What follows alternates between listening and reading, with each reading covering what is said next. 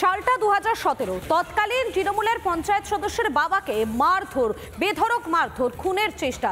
এই ঘটনায় গ্রেফতার করা হয় বেশ কিছু তৃণমূল নেতাকে, যার মধ্যে 13 জনকে দোষী সাব্যস্ত করেছে বর্ধমানের ফাস্ট ট্র্যাক আদালত। মঙ্গলবার এই পুরো ঘটনার সাদা ঘোষণা। তৃণমূল পঞ্চায়েত সদস্যের বাবাকে মারধর এবং খুনের চেষ্টায় এবার 13 জনকে দোষী সাব্যস্ত করল বর্ধমান সেকেন্ড জজ কোর্ট। ইতিমধ্যে এই ঘটনা চাঞ্চল্য ছড়িয়েছে বর্ধমান জেলা জুড়ে।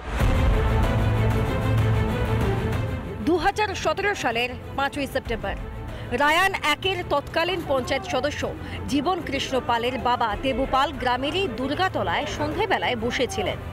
অভিযোগ, তার উপর অস্ত্র নিয়ে হামলা চালানো হয়। এরপরে দেবু পালের স্ত্রী সন্ধ্যা পাল বর্ধমান থানায় অভিযোগ দায়ের করেন। এই মামলা আদালতে বিচারাধীন ছিল।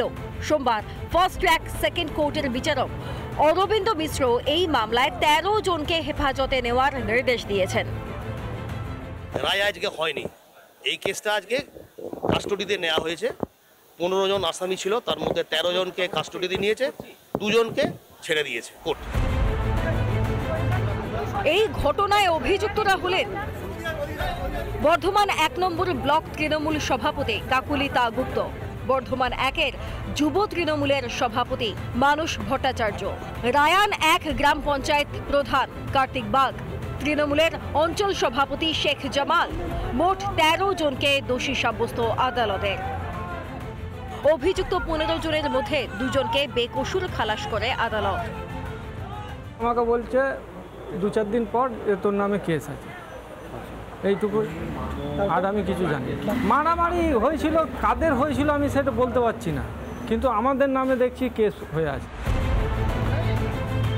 তবে অভিযুক্ত শাসক নেতাদের তরফে উচ্চ আদালতে যাওয়ার চিন্তা ভাবনা করা হচ্ছে। আমরা নিশ্চিত এই মামলা আপার কোর্টে আমরা খালাস পাবো।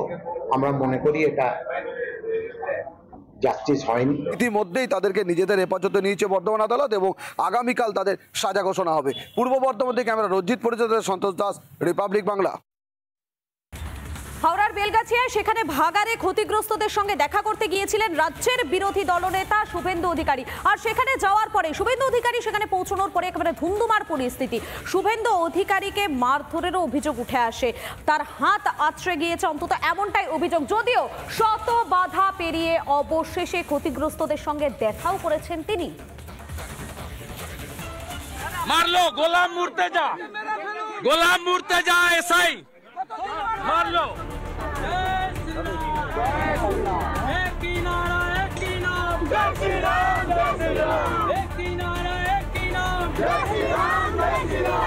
ভাগাড়কাণ্ডের প্রতিবাদে যখন উত্তাল রাজ্য, তখনই শুভেন্দু অধিকারীর ওপর পুলিশি হামলা।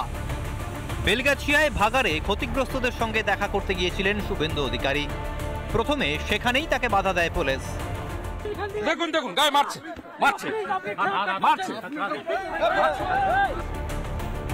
ক্ষতিগ্রস্তদের সঙ্গে দেখা করে তাদের কষ্টের শরিক হতে গিয়েছিলেন বিরোধী দলনেতা, কিন্তু তাতেও বাধা আসে প্রশাসনের তরফে।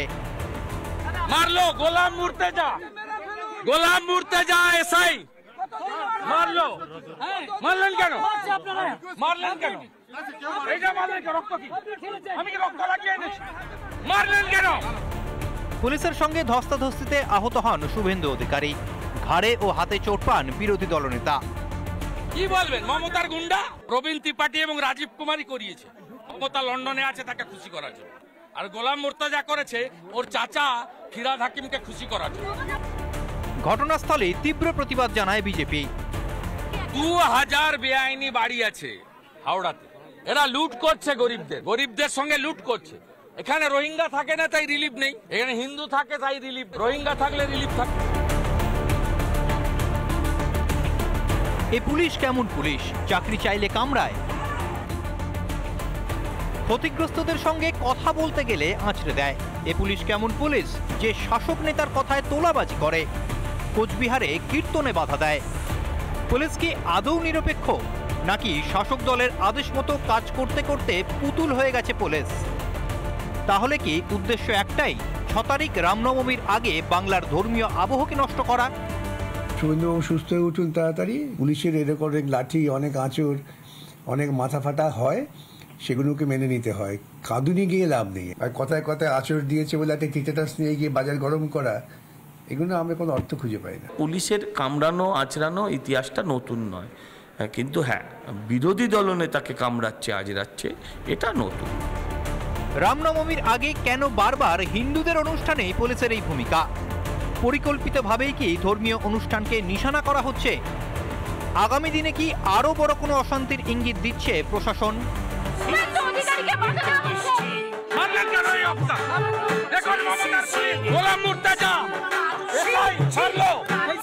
রিপাবলিক বাংলা। নানা ধরনের কন্টেন্ট দেখার জন্য লাইক করুন, শেয়ার করুন আমাদের ফেসবুক পেজ, সাবস্ক্রাইব করুন আমাদের ইউটিউব চ্যানেল। পাশাপাশি অন্যান্য ব্রেকিং নিউজের জন্য অবশ্যই চোখ রাখুন রিপাবলিক বাংলায়।